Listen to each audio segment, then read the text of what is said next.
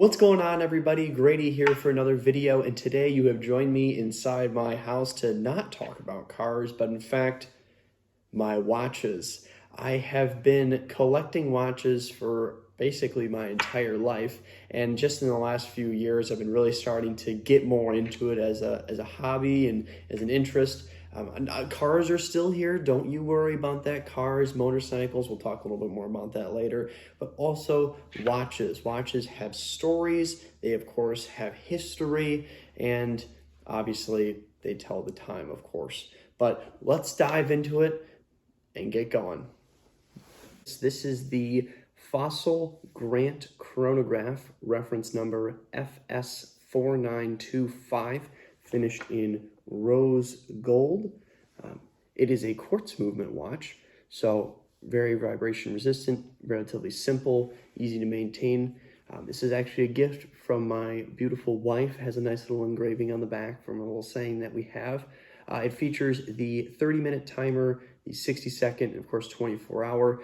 Fossil, if you're not very familiar with them, have been around for some time, doing a lot of other kind of leather goods and other kind of luxury brand stuff. But they actually had a pretty good run in watches. My first few watches I ever had growing up as a kid were Fossil, and this is a very handsome piece. So it's 44 millimeter case.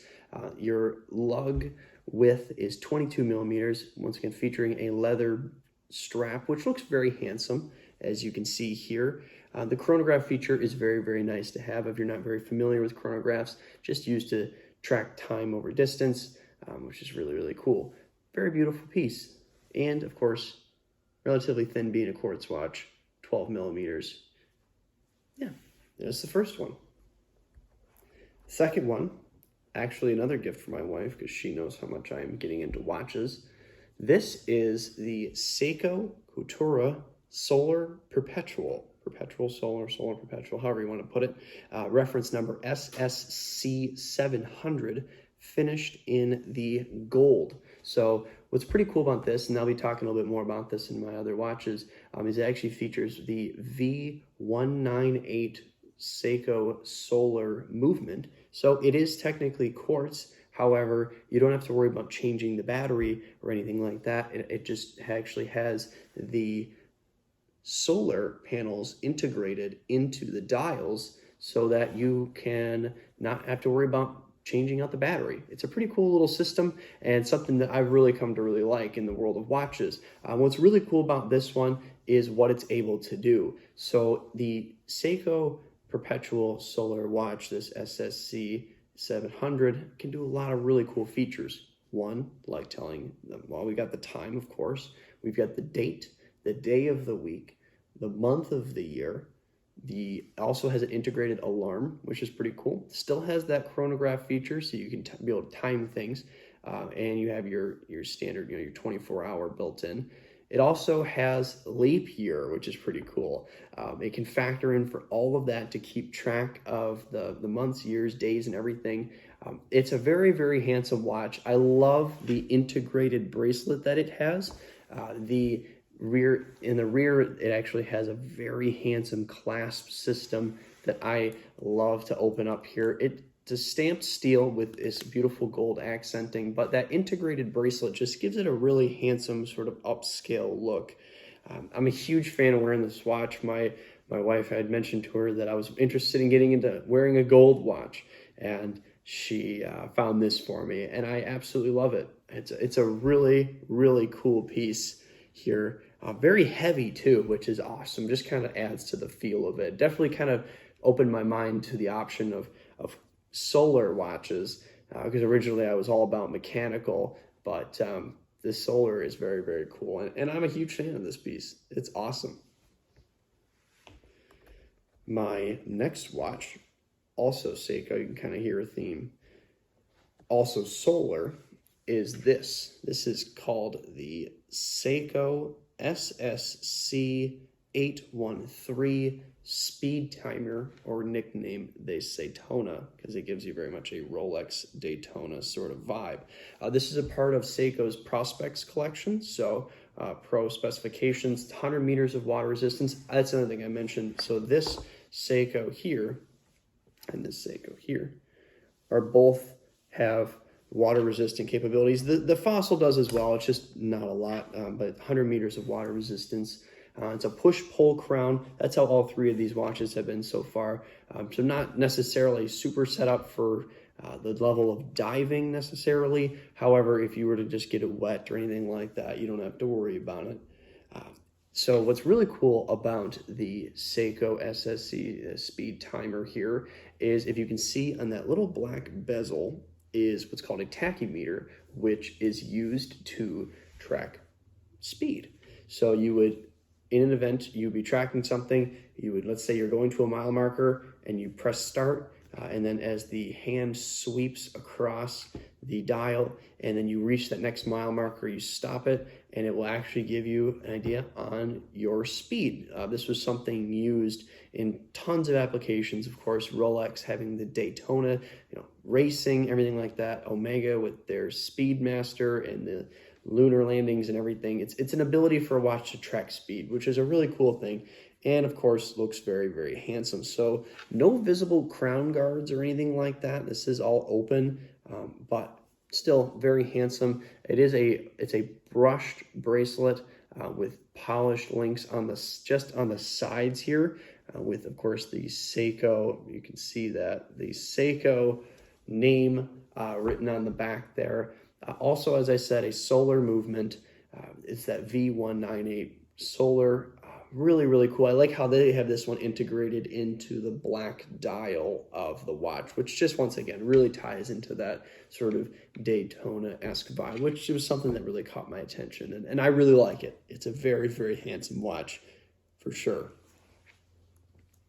Okay, so this is the Citizen Promaster Dive. This is the Eco Drive version, so similar to the Solar, but this was Citizen's attempt way back. I do believe they did back in the 80s. They created their Eco Drive for their movement. It actually only requires any type of natural or artificial light source, which, once again, just really, really cool, really interesting approach to watches. So this is definitely more of a spec dive watch. It does have a screw-down crown. You do have your rotating aluminum bezel here, finished in this wonderful green that definitely caught my attention. I love how it's finished. It does have an anti-reflective coating. You can kind of see that here when I'm shining my light on it. You can still see it. It has just a date function rubber strap, relatively simple once again. And I've really enjoyed it. It is my first Citizen I've ever owned.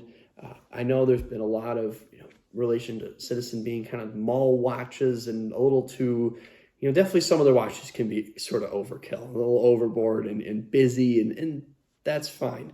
But this Citizen is very, very handsome. I love it. I wear it all the time. It's a watch that I definitely use quite frequently, just because it's something that, it's tough, it's rugged.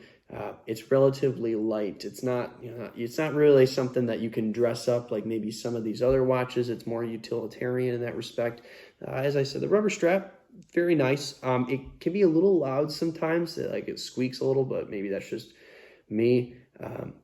But overall, I'm a huge fan of this watch.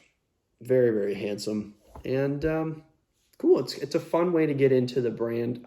Once again, I've never owned any Citizens of any kind. I really wasn't super interested in them for a while, and then I saw this, and it grabbed my attention. So I was really, really excited to get into it. All right, so next is kind of my grail watch, if you want to call it that, something, whatever people want to call it. Something that I really, really love. This is the Tag Heuer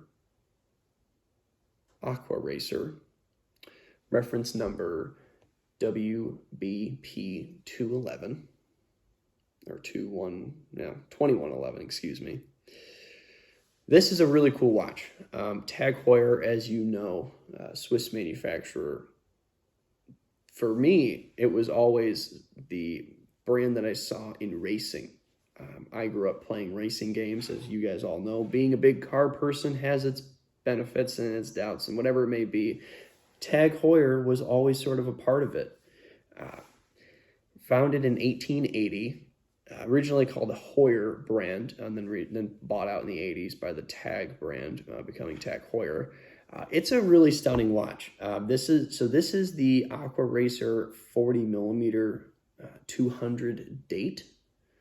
Features a caliber 5 movement, which is basically based on a ETA 2824 movement, obviously updated a little bit for the uses of Tag. It's a 38-hour power reserve.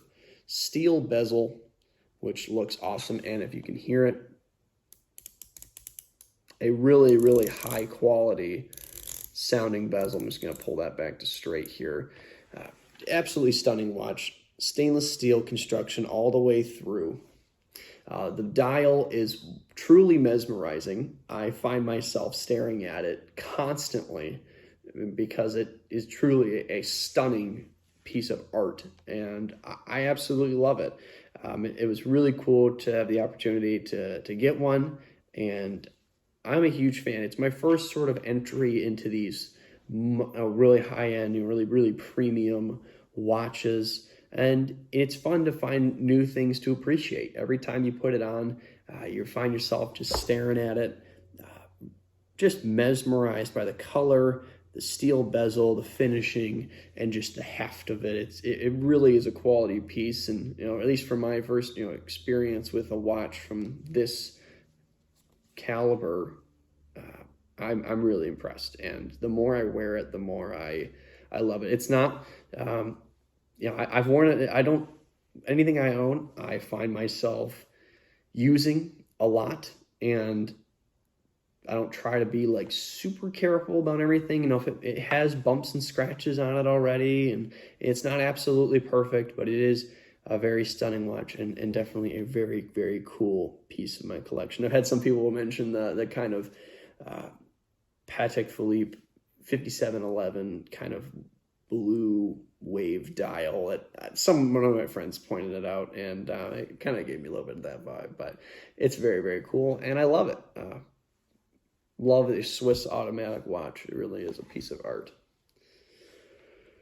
Okay, so kind of working our way across here, finishing up at the very tail end of things, we have this.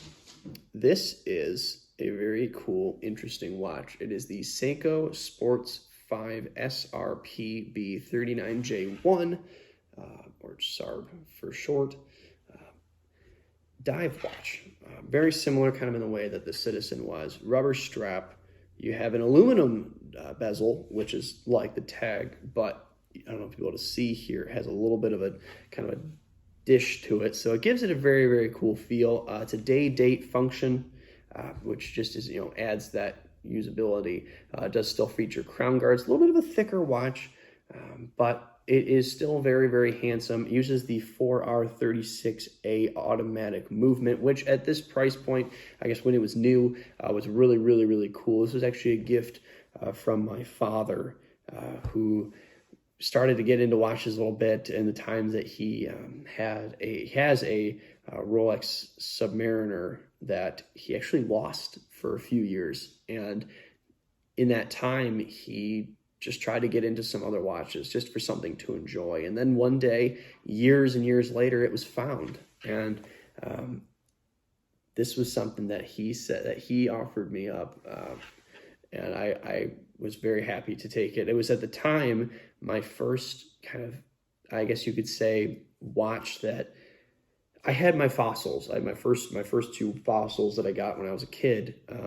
But I was a little older now then when I got this, and it was kind of my, like, okay, maybe watches could be something a little bit more interesting than just a piece that tells time or just being kind of dressy. It could really be a tool. It could be, sophisticated and interesting. I didn't understand automatic movements until I looked into this, and I thought that was so cool.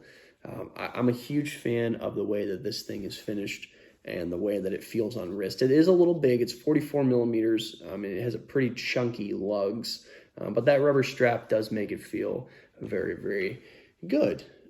Yeah, I'm a huge fan of that one. So once again, that is just a little video here on my watch collection. It was really, really fun doing a little bit of research and kind of pulling up all the data and stuff on these these watches. And so please let me know if you guys want to see me do more watch related content or conversation, because, you know, cars are, you know, they're hard to come by. They're expensive, of course. And, you know, they're complicated, and the watches, to me, I started to gravitate towards them as something that just can be fun and interesting to get into, and of course be a part of your life for a long time. You know, all you got to do is keep them in a little box like this. Also a gift from my wife here. It's a wonderful box. But I'm really excited to make this video. Have been really excited to make this video and do all the research to get it together. So if you guys have any other questions, comments, or concerns, please just shoot me a message and let me know. And hope you folks have a great rest of your day. Cheers.